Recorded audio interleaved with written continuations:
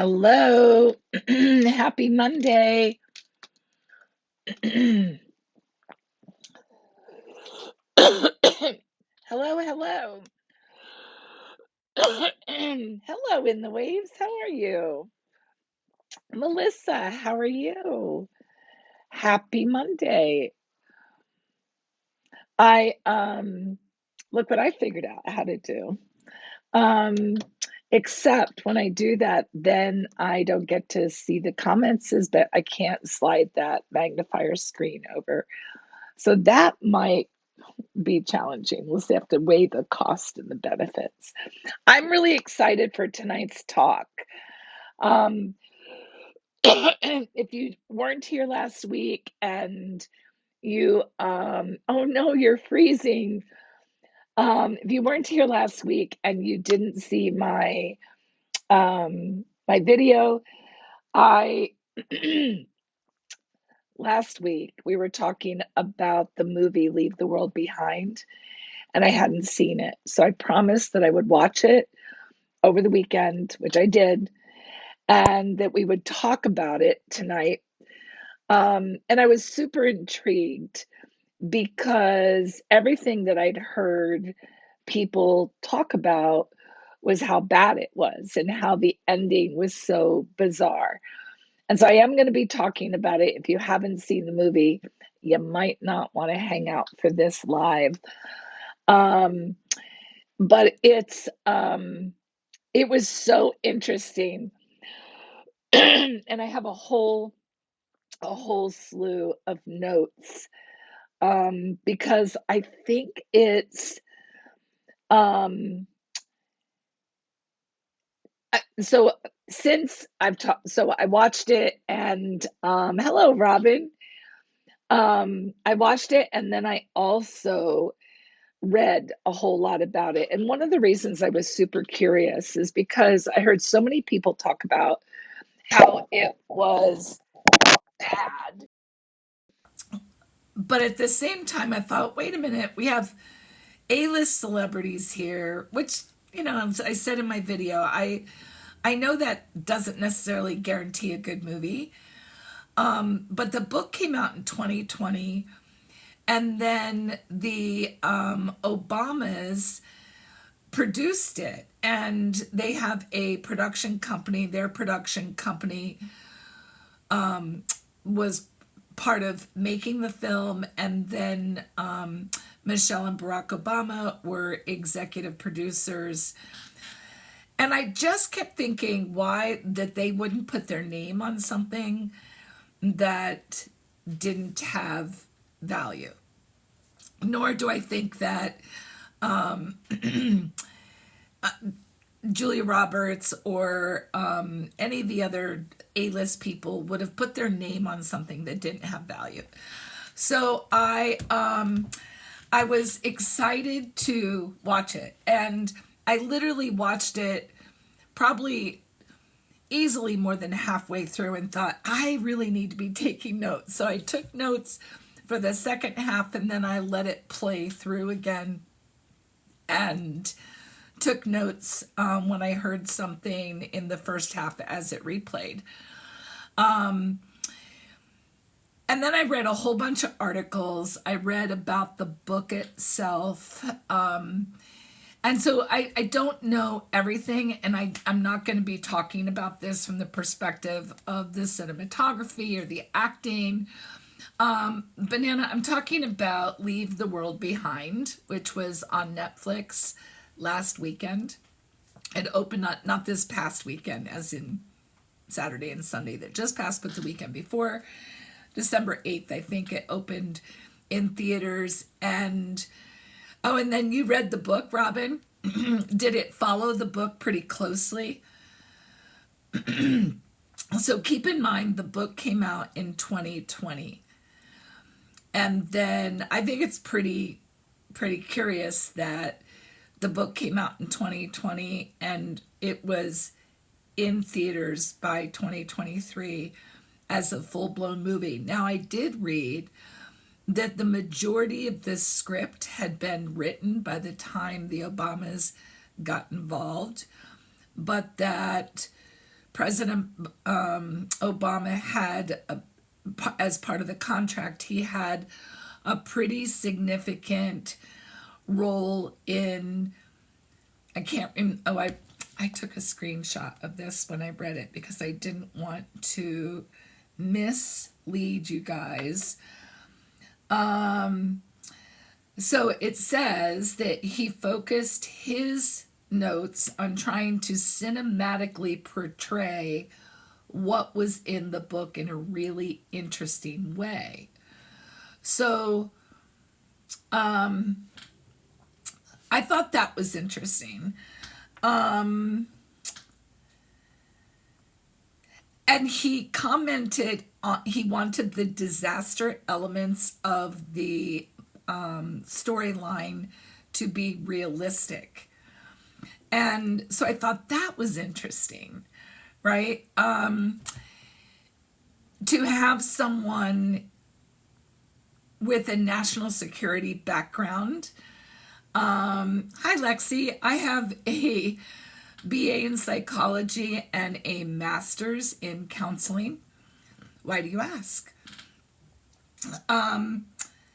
Anyway, I thought that was pretty interesting.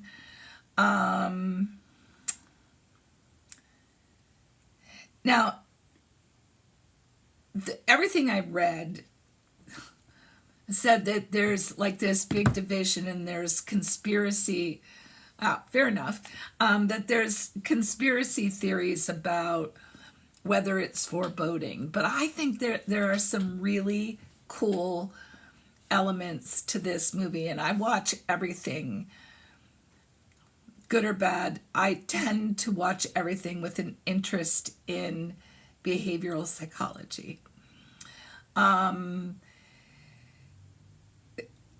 Debate the ideas. Yeah, hi Lisa. So here are some things right from the beginning that I noticed. So right at the beginning, the daughter is hooked, the young girl, the Brooklyn, I can't remember her name, the Brooklyn family's daughter is hooked on the show Friends, which I think is interesting. So like she is, when I say she's hooked, like she's addicted to the show Friends. So she's on her device in the car watching Friends. And she asks her dad if he will take her to the restaurant where the friends kind of gather. And dad says, oh, honey, that's a set, right? And this, it's not real. It's not a real restaurant. It's a set. So yeah, I was going to get to that, Robin, right? Like that's almost all the way at the end when she's talking to her brother. But literally right in the beginning, when they're driving out to Long Island, the inference is made that she's so invested in this show that these people and this place, they're real to her.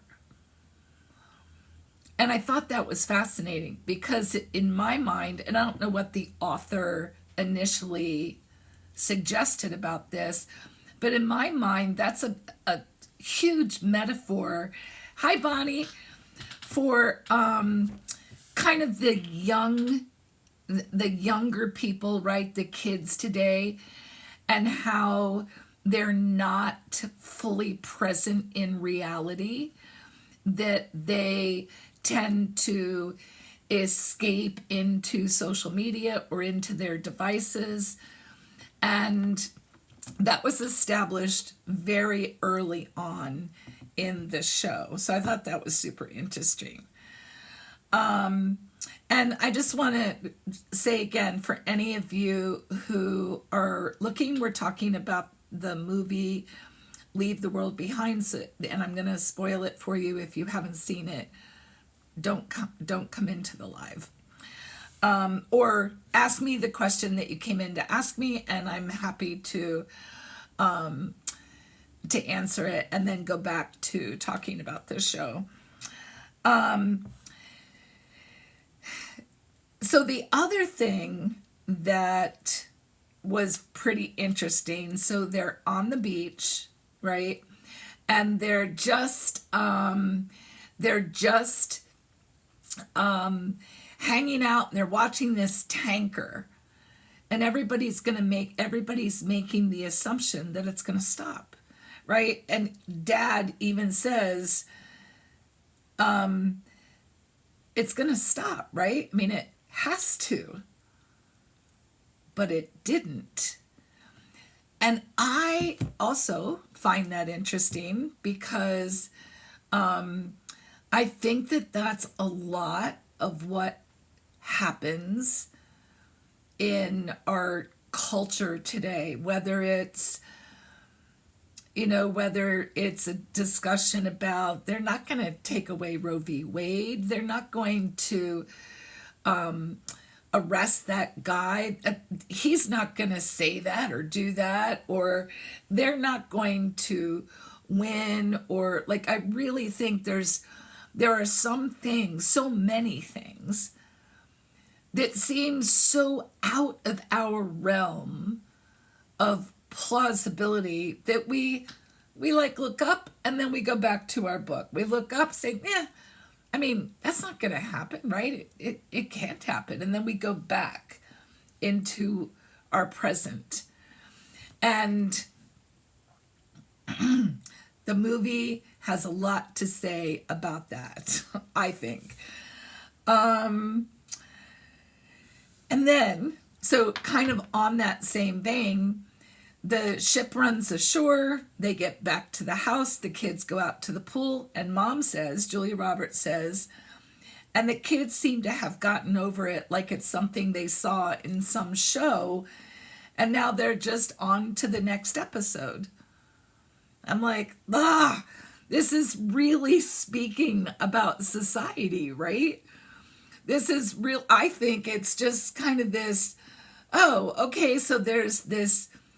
And if we think about the pandemic in this context, it's like everybody got shocked, and then we assimilate the new reality into our lives, and we go on, because what else are you going to do? I mean, at the end of the day, a freaking oil tanker runs up on the beach, and you're so shocked, but then you get back into the safety of your surroundings, and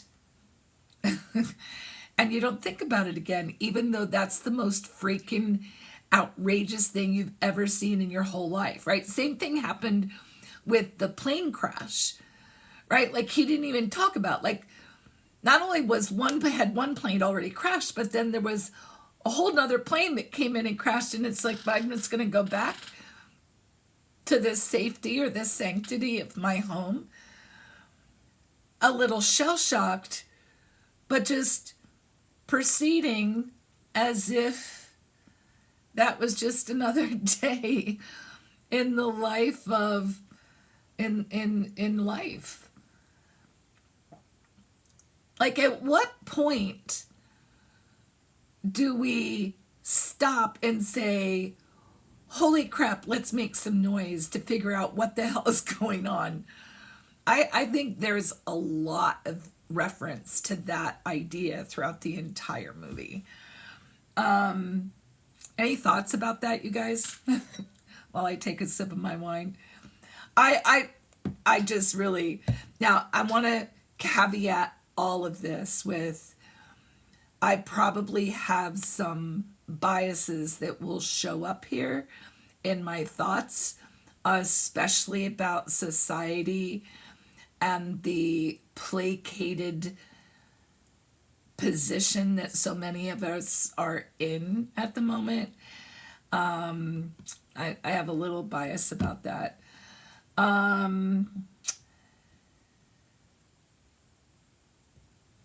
You don't think adults were just accepting the events and going on.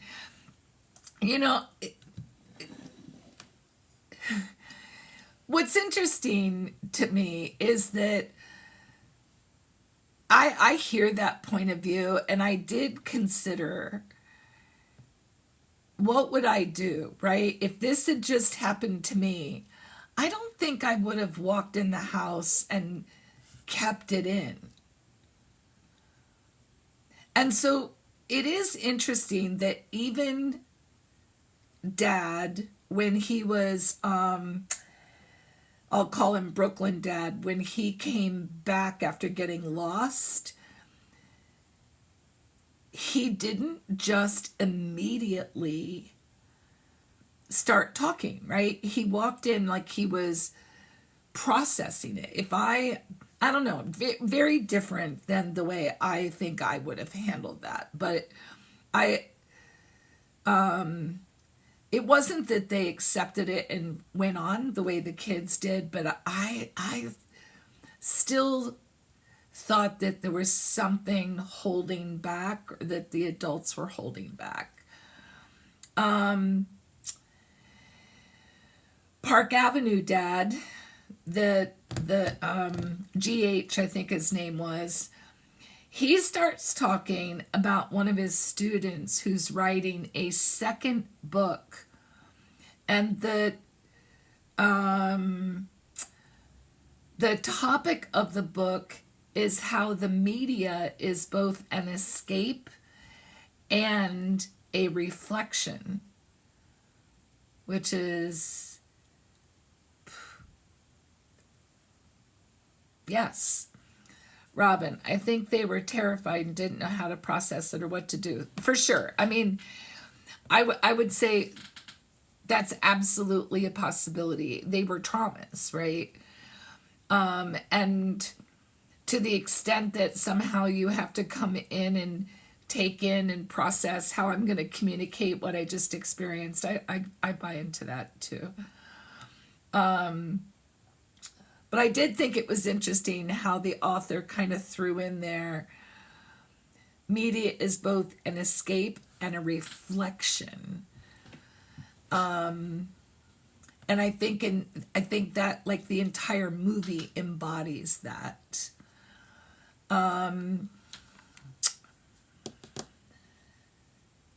Here's another thing that GH said.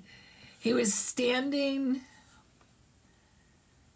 I think he was downstairs talking to his daughter, and he said, there's no point in talking about it until we know more. And there was I heard that as almost an avoidance or a denial. You think that's one of the main points? Yeah, I totally agree, Robin. I think that's one of the main points of the film. That was pretty early on. And so if you're listening or you're really watching the film from that perspective, I think they hit the mark on a lot of reference points there. There's no point in talking about it until we know more. That's a processing style, right? Some people shut down or deny until they're, hello, Maddie, until they're in a position where they have more to talk about or they have more information. I'm like that with medical stuff. It's not that I'm not going to talk about it. I'm just not going to spend a ton of emotion on it until we know more.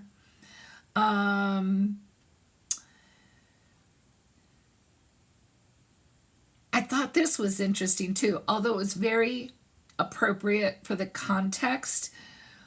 I thought that all of the text messages that he sent his wife and how it kept saying, not sent, not sent, not sent.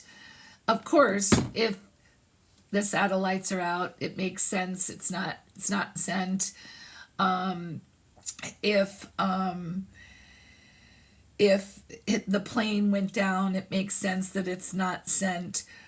But I also thought that it was just the screenshot of, you could have done that. If it was just that there was no communication, you could have referenced that somehow a different way. I thought by showing his phone screen, it implied that no one was listening, right? That he was putting something out there and it wasn't going anywhere. What he was putting out wasn't going anywhere. And I thought, again, I just kind of thought that that was a really interesting parameter. I could be making it up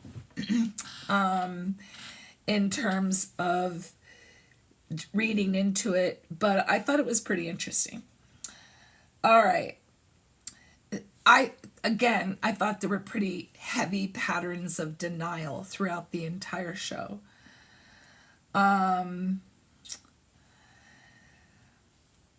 There was another comment about the show Friends, and somebody said it was nostalgia for a time that never existed, which again I think is true of Andy Griffin, MASH, you name it, like any TV show out there, right? So I wrote down maybe a reference to social media and our expectations of life as a result of watching social media, right? That we get nostalgic for life that doesn't exist. It's interesting, Robin, there's I took another screenshot. So I found this, it's a review of the book actually. And it says, Leave the World Behind is an interesting type of apocalyptic examination because it focuses on what happens to those removed from the action, rather than fully examining the ramifications of this strange new world. It looks at the scars of the old world, race, class, and those scars that must be confronted in order for the characters to survive in the new world. There's a reality that when things fall apart, we want to know why, but this book puts forth the suggestion that the why is irrelevant. What is relevant includes the tiny ways you reclaim your humanity, even as the gloom of the world presses on your door. Leaving the world behind is an illusion, just like a vacation is an illusion. Reality will catch up and and the novel examines what people do differently when it does. So, Lisa, I think, all right, well, let's finish talking about it. And you haven't seen it, so if you think you might want to talk about it, or you might want to watch it, don't listen to the whole conversation because I'm going to give away the end. All right, so now we're going to go back to my notes. Let's see. So GH said he was talking about his clients and the stock market and money and all of that, and he said that it was critical to understand the patterns that govern the world and learn how to read the curve. Now, he was talking about how he saw this coming, and that if he was kind of lamenting that he would have liked to have acted on what he saw earlier than he did. But that's pretty interesting. I think that was the author saying, hey, you guys, pay attention. Because from that point forward, I think it gets political. And I don't mean political as in Republican or Democrat. I mean political from the perspective of it's looking at, kind of like what that review said, the wounds in the world. And understand the patterns that govern the world and learn how to read the curve. That's the kind of critical thinking that I often talk about is missing in our culture in a big way. So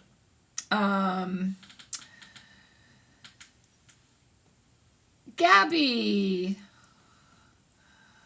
I think so too, Robin. I completely think so. Hello, Bella. We're talking about leave the world behind. Yeah, so again, understand the patterns that govern the world and learn how to read the curve. Now, I think you could apply that to dozens of things happening in the world. And I think it would be super interesting to talk to the author. I did not look at for a interview with the author, but that's on my agenda. I just didn't. I kind of ran out of time. All right. So in this same conversation, GH is saying people have lost a lot of money when they stop seeing the difference between preconceived beliefs and the truth. And when they don't see it, and then she responded with, I guess if they don't see it and you do, it's got to be maddening. And that's where I was like, I need to write that down. And from that point on, I was really paying attention to the innuendos. I'm interested to do that. I would super encourage you guys to look for an interview or a podcast with the author, because we can sit here, and this is the thing. So I suspect that there's probably an English major in here, or a theater major, or arts major, and you don't have to correct me. But I have a very distinct memory of sitting in a college English lit class talking about where the red fern grows. And this professor was espousing all of this artistic ideology about the color red and its meaning in the book, and how the author used it to infer blankety blankety blank. And I recall being so frustrated with his point of view, because I'm like, how the hell do you know this? If I'm not mistaken, Where the Red Fern Grows was written a long time ago. And I especially, I get frustrated about this when people analyze Shakespeare, and I will openly admit that I am not a literature academic. It still drives me crazy. All right, next. Then GH says, nothing frightens me more than a person unwilling to learn. And I literally just stopped. I paused the TV and just sat there with that for a second, because it seems like the most natural statement in the world. But I hope to gosh the people who see this movie hear that and say, yeah, I think I maybe need to pay more attention. Then we get to where the youngest girl was talking about how watching Friends is what made her happy. So she's talking to her brother, and he's like, why are you, and by the way, for those of you who haven't seen it, like her energy, almost her soul energy throughout the movie was missing. So the internet went out just as she was getting ready to watch the final Friends episode to see if Ross and Rachel, see what happened to them. And so she's asking her brother, she said, I'm never going to find out what happens to Ross and Rachel. And he's like, I don't know.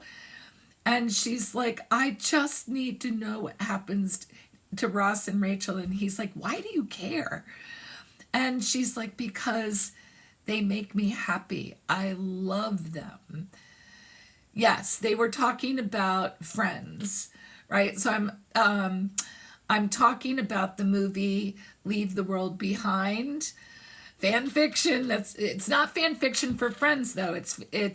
I'm talking about the movie Leave the World Behind, and this young girl is referencing Friends. And then somebody says, we have to start seeing things like they are. There is no more going back to normal. And if I had $1 for every time I try to get someone, as a therapist, is that I try to get someone to see things as they are, I would be so wealthy. And just after that, somebody says, doing the right thing will F you in the end. And I don't remember what the context of it was. I think they were talking about getting medicine for their son, who I think that's what they were doing. So, at that point, the inference is, when he starts losing his teeth, the inference is, and these are spoil alerts, okay? Because I'm talking about the movie Leave the World Behind. So if you haven't seen it and you want to watch it, don't continue to listen because I'm going to spoil it. I think that when he starts losing his teeth, the inference is to radiation poisoning. That's one of the side effects. And at that point, they're trying to figure out how to help him. And the guy who is played by Kevin Bacon, he's a prepper, and they're thinking that he's going to have something that's going to help. This was another important question that I think applies across the board so much. And the Julia Roberts character asks GH, why are you like this? Oh no, GH asked her, why are you like this? What do you get out of being angry all the time? Which, how many people do you know that you could say that to? Because I think that's a really good question. What do you get out of being blank all the time? It didn't have Denzel Washington. It was supposed to have Denzel Washington, but GH was played by a different character, or a different actor, actually. But I think Julia Roberts and Denzel Washington were the original people who were cast, but Denzel Washington did not do the movie.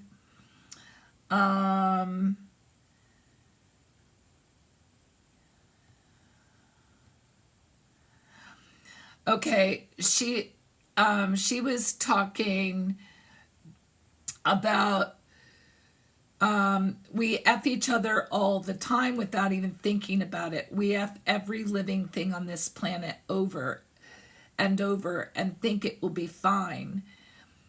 And And it's an agreed upon, I thought this was really good. It's an agreed upon mass illusion to help us ignore and just keep ignoring how awful we all really are. It's an agreed upon illusion that helps us ignore how awful we are. Like, Robin, I agree. I totally agree. That whole scene was so important. And then GH says, wasn't him, I think it wasn't him, it was the dad, the Brooklyn dad. I think he says, I need to read the papers deeper than page 1. How many people have stopped diving into the news because it's too heavy, it's too depressing, and that's the recommendation, right? But when we do that, we are buying into this mass illusion. Like when we do that, when the news is so bad and biased and blah, yada, yada, when it's so bad that we don't go any deeper, we are surrendering our power, right? And I love this line, that we are contributing on this agreed upon mass illusion. I just think that's so important. Anyway, very apropos, or the news is channel based, correct? Always do your own research, 100%. But I think the point is go beyond the headline, right? Go find out if this thing is true, or get some more information. Don't just assume that what you see here is all there is, because there's probably so much more. And then it gets real. And this is where I think Obama's contribution might have had the strongest, and who knows, I'm not trying to start a conspiracy theory, or add to the conspiracy theory, but this makes a lot of sense to me. We made a lot of enemies around the world. There was also something I was watching. I watched the most recent version of For All Mankind. And if you haven't seen that show, I don't want to explain it, but essentially they kind of were also saying that, hey, the US is really pissed off a lot of people around the world. And so there were all these other really big countries that were collectively kind of campaigning against the US, right? So here's where it gets really interesting. So up until this point, we don't have any idea what's happening. And technically, you never really do have any idea what's happening. But at one point, all these flyers were dropped out of an airplane, and it looked like they were Arabic. It was Arabic writing. But then you find out that somebody from the West Coast also saw a flyer, and it was all in Chinese, right? Or Asian. It was written in an Asian language. And so all of a sudden there's this idea laid out. Kevin Bacon does a really good job of saying, hey, I know what this is. It was, that's right. It was a very clear message. it was this idea that, and I can't remember who they said it was, but that the best way to diminish or to make sure that the United States is no more is to get them to start infighting and implode, right? And how do you get infighting to begin? And so they said without, Kevin said, Kevin Bacon. Kevin Bacon, you're hot after Kevin Bacon, I hear you. So they said without a clear enemy or motive, people will start turning on each other. Oh. True statement. And we see that through all time. Like when we talk, this whole comment about hold on, understand the patterns that govern the world and learn how to read the curve. And then they talk about without a clear enemy or motive, people will start turning on each other. And where do we see that? Like, what is that pattern in our history? In the history of humankind, not just the US, but the history of human time. All right, GH did say it was a 3-stage process. And the 3rd stage is civil war.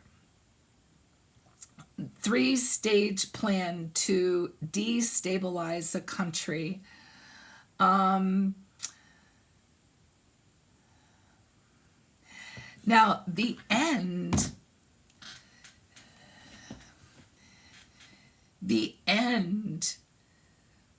was bizarre unless you understand the whole premise of the movie, right?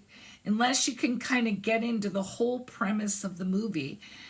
And then the end was perfect because it was a sole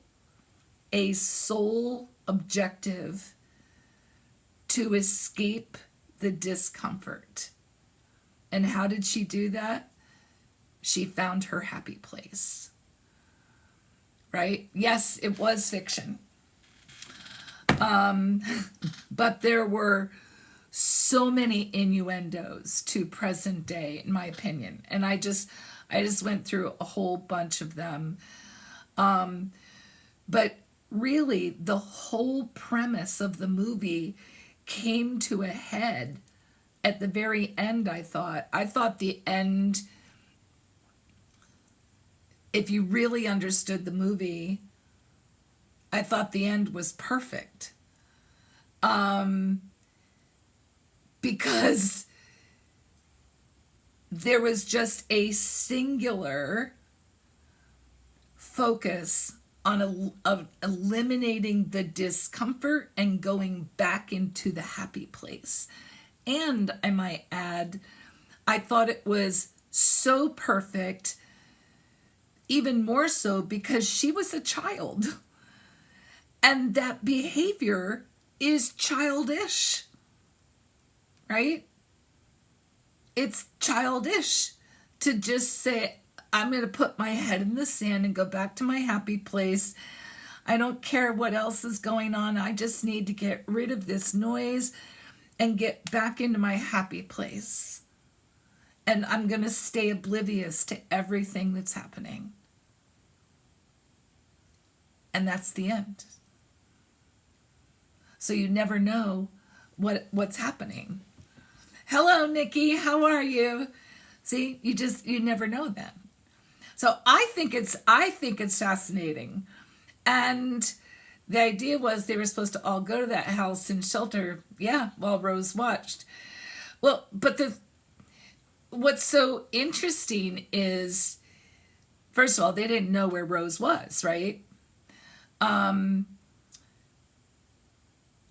I know they talked about going there, they didn't talk about her being able to watch Friends while she was there like that. It seems like she just kind of discovered that because she wasn't part of the conversation that where they discussed those people having that fancy bunker. But anyway, I would love to know what you guys, if you saw the movie, that's where I see, that's where the book differs. Fair enough. And I didn't know that in the book because I didn't read the book, but in the movie Rose was not a part of the discussion, so she kind of happened onto that. Also wanted to point out, I didn't, from what I understand, the book does have the same title, yes. I did not spend a whole lot of time talking about the deer, but I did read a couple of articles about the inference of the deer and how this rather peaceful animal was able to move from kind of this harmless, peaceful being or entity to the point where they become incredibly threatening. And FYI, that the deer that were out front of the shack were not real, just so you know, and no animals were harmed in the filming of that movie. So again, I'm happy to answer any questions about my perspective, and that's all this is. I am not a film critic. I just wanted to understand why the people that were heavily invested in that production were heavily invested in that production. And it's Leave the World Behind, Nikki. It was on Netflix. Well, it's on Netflix now, but it came out on the 8th. And I thought it was super interesting because it became super controversial very quickly. And it was in my feed. Like there were people talking about it in my feed all week last week. And I was so curious why it was so controversial. And if it was such a bad movie, why would these people be so much a part of it? That didn't make sense to me. So I think I understand. I think the message is super powerful. In particular, the putting in your head in the sand, the denial, the avoidance, all of that. I think that message is crystal clear. And then at the very end, this 3-step process, I was not excited to learn that noise weapon is a real thing. I think they called it the Havana effect. And I looked that up, and indeed in Cuba, there were a number of people, I think in 2018, from the American Embassy that were impacted by some kind of a noise, and they had ongoing health problems because of it. Now, I don't know how you create noise like that just out in the air, but I wasn't super excited about finding out that that was a real thing. Yeah, it's super interesting, really. Super interesting. There was that, and I just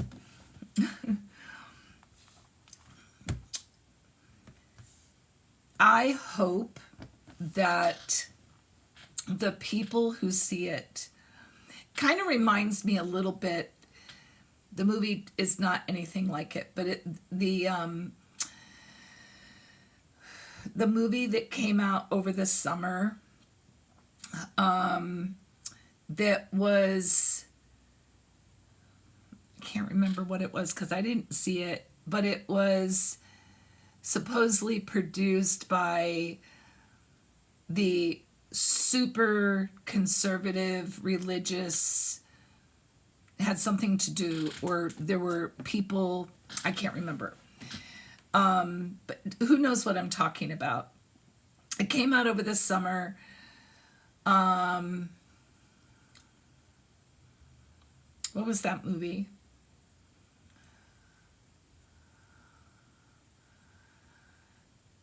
Hi Janie, how are you? I didn't see that movie, but it was the movie about child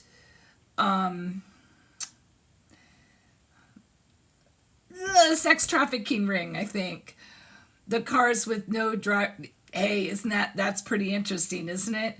How computers, like, if you get in our computers, what you can make happen. And that's pretty interesting. It's also pretty interesting. It did make me sit back and think a little bit about how dependent I am on the internet. I recently, no, it's a long story, but anyway, I recently gave away a whole bunch of books that probably should have just stayed on my bookshelf. Having said that,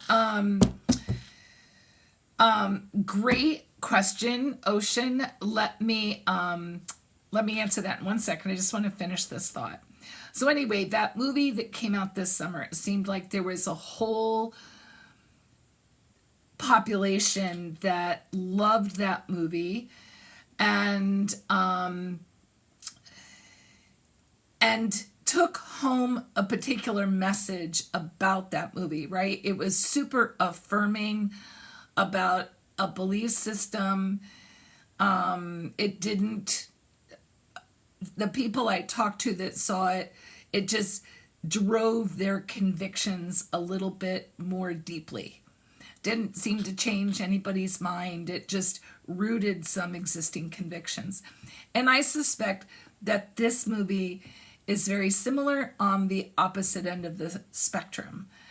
That if your head isn't anywhere around, wake up, pay attention, blah, blah, blah, blah, it's probably going to go, and then you're not going to think about it again. But if you can think critically about the message in this movie, Sound of Freedom, thank you, Melissa. If you can think critically about the messages in this movie, I mean, there are some really powerful statements in here, right? Or parts of this script. Just little things like, and I'm just going to read them off again if you were kind of late getting here.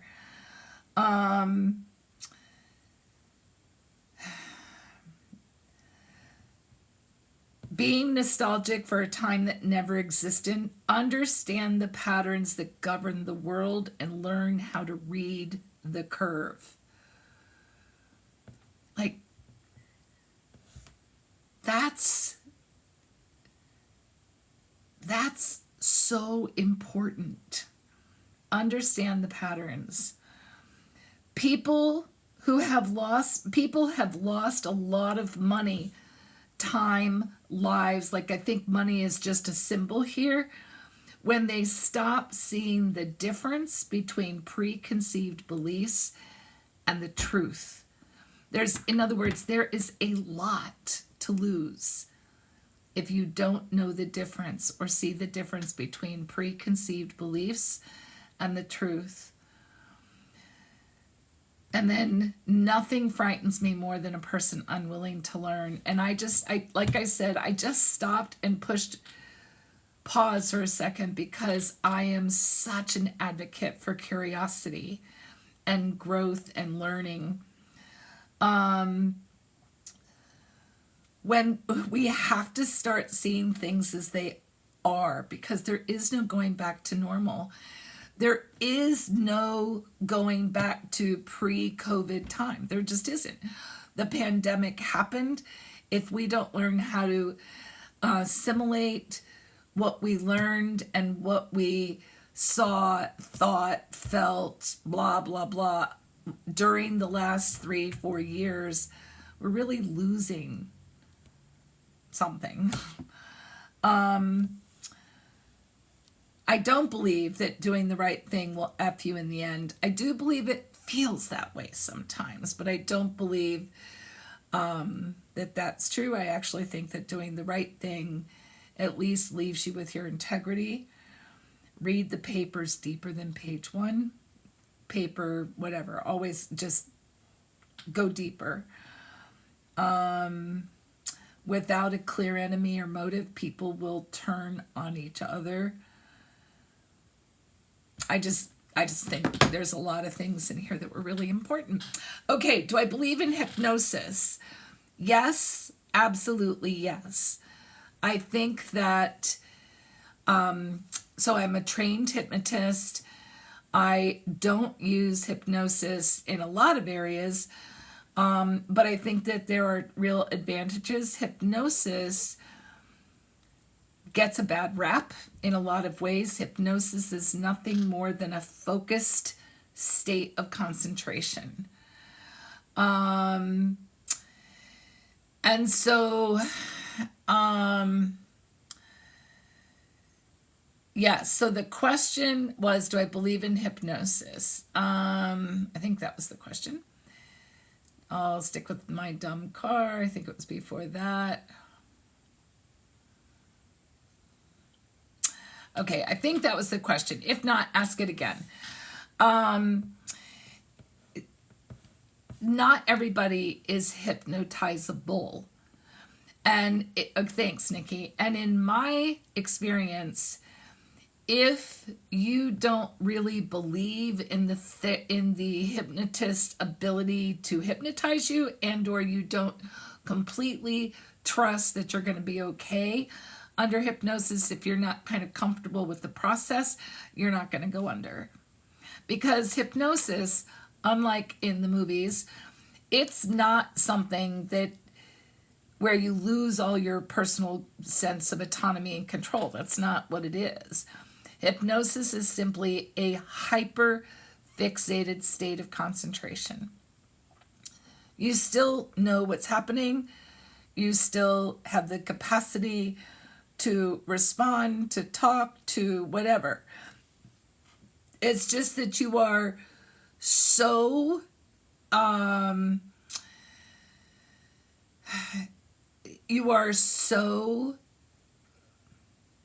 relaxed,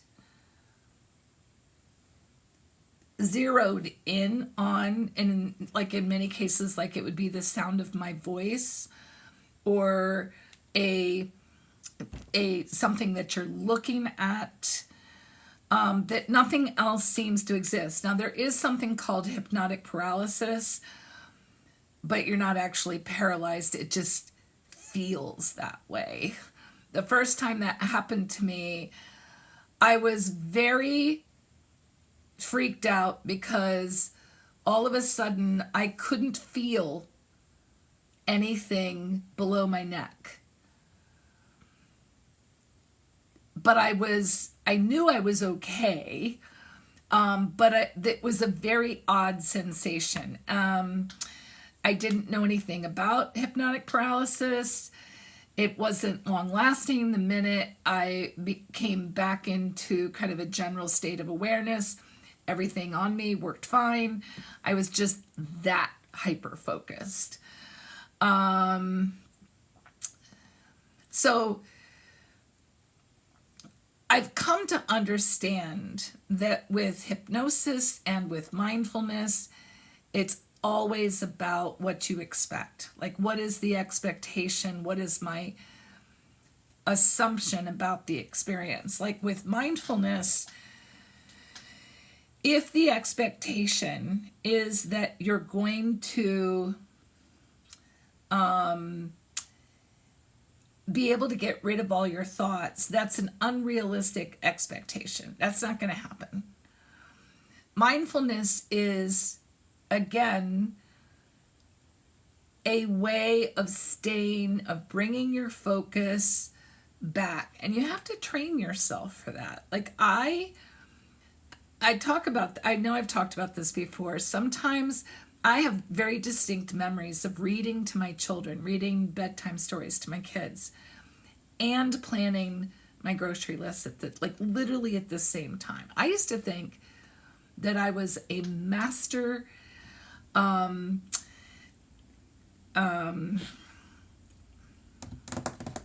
what's the word I want?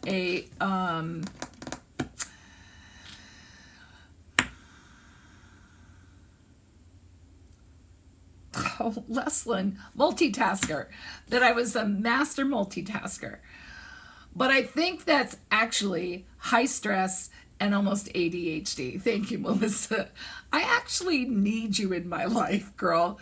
You do such a good job of helping me. Thank you. Actually, just really thank you. I want you to know that I appreciate you. Soul Magic Reiki. That's a cool name. Anyway, there's one thing that you can relax you into mindfulness, and that's the binaural beats jugular. Oh no, binaural beats. Those are pretty cool. What's the jugular response? Is something traumatic that happened to you?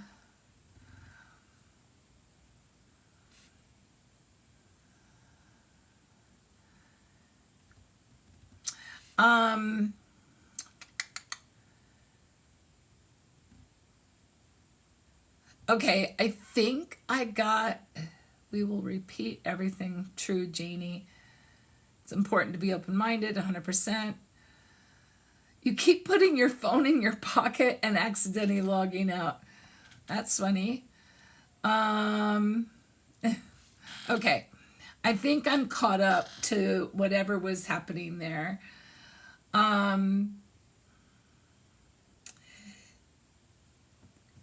Any kind of relaxation, any kind of concentration just takes practice. Almost everybody can do it. It's just it is a matter of practicing. Now, there's a fair amount of controversy about whether somebody with ADHD can, Nikki, have a wonderful night. Thanks for stopping in.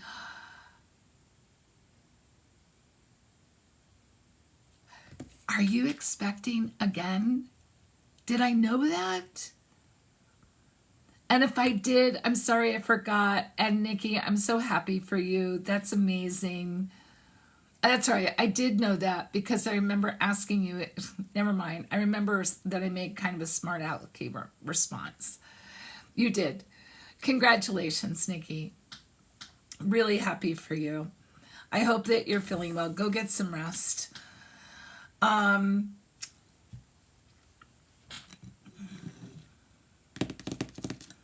can't remember. I do remember what I was going to say. Oh, I was going to say there is some discussion about neurodivergence, not having the ability to stay focused long enough to to go under hypnosis. I've actually not found that to be the case as I'm hypnotizing people, right? There are people who take a little bit longer, but I found that if I work with them and I manage the expectations and they come to trust me, that I'm able to move them into a hypnotic trance just as easily as I can somebody else.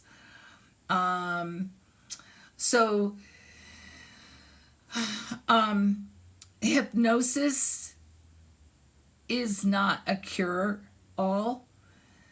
My training was mostly in regression therapy, but I've used hypnosis for anxiety, for things like not smoking or esteem. Hey, Stacy. better late than never, you know. And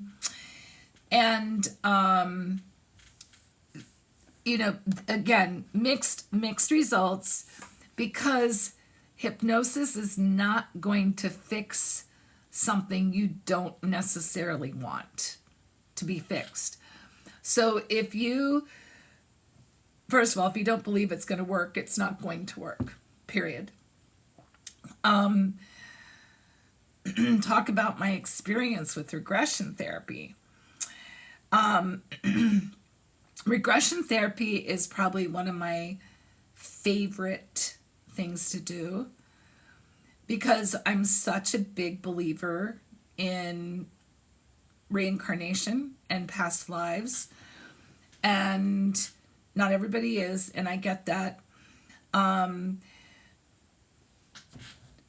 it's pretty darn fascinating when someone is under hypnosis and I'm asking questions and they just start giving me all this information.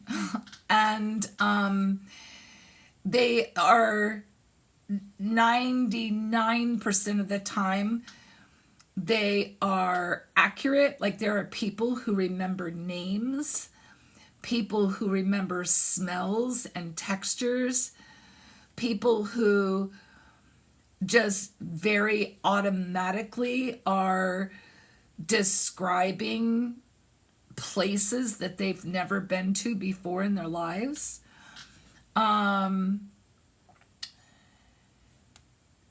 Theoretically, the reason that regression therapy even is a thing is because in the reincarnation field, the theory is that sometimes we carry with us memory of trauma in our soul, and it is either activated by some kind of trigger in this life, or we're carrying it with us the whole time, very aware, and that often manifests in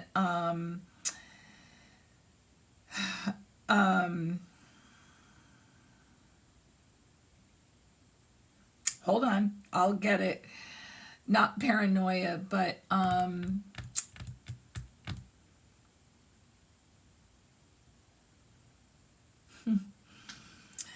this is how you can tell it's like 10 o'clock at night. It manifests phobias. In phobias. So if you get a let's say you have a young kid with intense anxiety or phobias, or an absolute awareness of something, like it's a kid that talks about when I used to be big, or a kid that literally three years old and they can play Chopin on the piano. That knowledge, that's coming from somewhere, right? I don't know, and I haven't researched it, so I don't know that your middle daughter is an old soul. I love that. I don't know what science is behind savants, or these kids that go, people who go into a coma and come out completely fluent in a different language. Come on. What's another explanation for that? What's an explanation for a 4-year-old that can play Beethoven? You tell me. I don't have an explanation for that. But the idea of reincarnation and carried memory answers that question. If you want to research this or to read about it, I strongly recommend Dr. Brian Weiss, Weiss. He is a psychiatrist, psychologist. He was the department chair at the University of Miami Medical Center. I want to say that was Mount Sinai Hospital. He was, he's one of the leading professionals in his field, and I did my training with him. So anything that I'm going to tell you is really a regurgitation of either Michael Newton, who is another psychologist, or Dr. Weiss. I also read almost all of Dr. Ian Stevenson's research.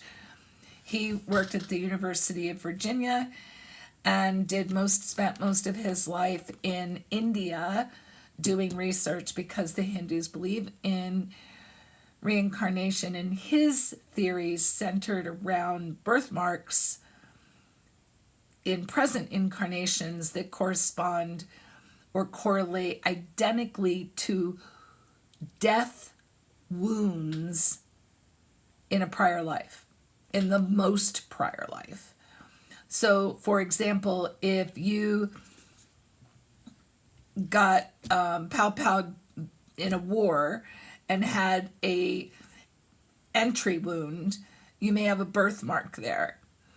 If you were clubbed to death, you might have a different birthmark. I mean, there's just so much.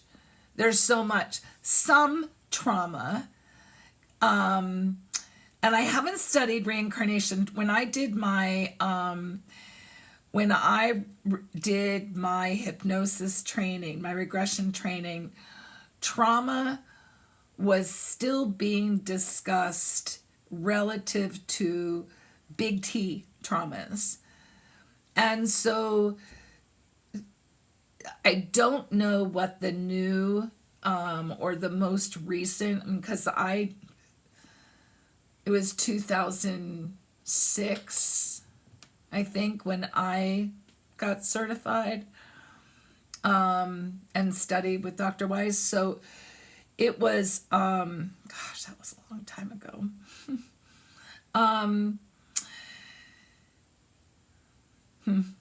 Such an interesting time in my life that was. Anyway, I don't know what the research is, so I don't want to speak about trauma. Certainly, phobias like drowning. If you drowned in another life, you may have a really significant phobia of water in this life. Trauma to the body. I see. That's kind of funny, the way that came out. Is that Freudian? Let's see. I think more than anything else, what I love about the idea of reincarnation, there's so many things, but from a behavioral perspective, I do think it's pretty cool that some of the ways we are in this life can be addressed and explained by things that happen to us in other lives, or the connections that we have in this life can be explained by the connections that we travel through time with. I want to make it also very clear that I allow for the possibility that it's not real.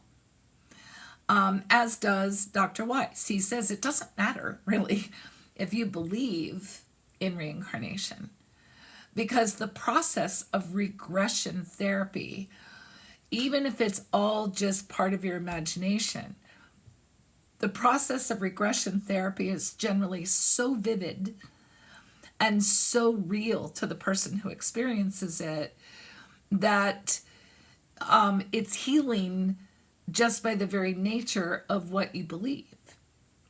So I think that's pretty cool. I know that in my own regressions, what I saw was the kind of detail that I think you only get from experience, right? Like I've talked about this before, but if you haven't been here in a while, or if you weren't there before, for a time period, every single time I was coming out of the mist, which is kind of what we lead people to, you're going into a mist, and when you come out of the mist, you'll be, choose a time and plant yourself on the ground. And every single time I had a hypnotherapist try to bring me out of this mist, or to get to a place where I could put my feet on the ground, I would get nauseous, like my vertigo, nauseous. And so finally, she just had me, the first time that it happened, she kept bringing me up, and we talk about the nausea, make sure that I was okay and that I wasn't going to vomit, and then I would go back under. And so the third time, she's like, let's just go with it. If you puke, you puke. It's okay. So I just went with it. And when I came out, and I was instructed to look at my feet, and I was barefoot, and I had dirty feet. Like, they were dirty. And all I could really focus on was how dirty my feet were. And then I realized that I was looking at the sky, and I was dizzy because I had just gotten finished spinning like a child spins. And I was with a friend who was a boy, and we were holding, like crisscrossing and going around and around and around. And we had just fallen down, and I was looking at the sky, and I was very dizzy. And that was the moment of memory that I kind of came into the memory. And this boy, while I didn't recognize him, I knew that he was close to me. Like, he was definitely a friend. I was in a field that was kind of rolling fields. I'm assuming it was in the 1800s. I was dressed very Little House on the Prairie kind of dress. And she advanced me until I went to what was my home, and there was a dirt floor in the house. There were chickens in the yard. I knew I had a sister, although I couldn't see any people. There was a very distinct knowledge that I had a sister and two parents, and I could see the clothes on a clothesline blowing in the wind. I could almost feel the breeze on my face. There was, whatever the crop was, it was kind of blowing in the wind, just kind of, and my battery's gonna die. So we can take this more on Thursday if you want. I'm happy to talk about this because I really do love the idea of reincarnation. It's the thing that has allowed me to cope with a lot of my life. Number one, because I believe that the people in my life are going to be part of my journey again. And so that's refreshing to me. Number two, because it really aligns with the idea that I'm here to learn something, and that everything that's happening is part of that progression for my soul. It really aligns with that. And so I find peace in that, even though this shit is hard and I don't like a lot of it. If there seems to be some kind of a rational, there seems to be some kind of a rational explanation as to why there's so much suffering in this life for me.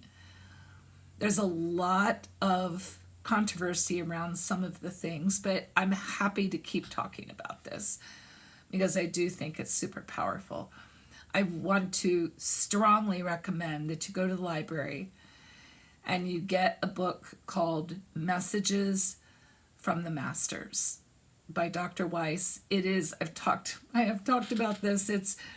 It's one of my top 10 books that I feel altered the course of my life. Messages from the Masters. Thanks, Lisa. All right. So I'll be back. What's today? Monday. I'll be back on Thursday. I probably am going to take all of next week off. I may be able to do a live next Thursday, but you take notes. And Lisa, did you know that I've got my lives on my YouTube channel? I'm getting them there. So all of November's are there. You're welcome, Bonnie. All of November's are there, and I'll just kind of dump them once a month or once every couple of weeks so that if you miss one, you can go back. I'm not editing them. So it's just the date, and you guys have a wonderful week. This is going to die any second. Have a wonderful week, and I love you. Thank you for being here with me. Talk to you Thursday.